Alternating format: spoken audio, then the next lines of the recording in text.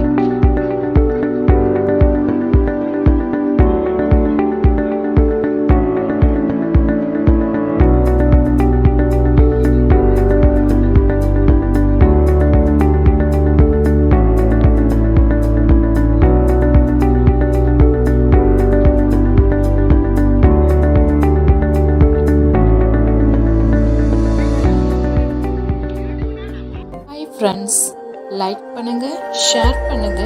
இது போன்ற பல வீடியோக்களை பார்க்க நம்ம ஜான் நிக்கோலஸ் சோஷியல் ஒர்க் சேனலை சப்ஸ்கிரைப் பண்ணுங்க.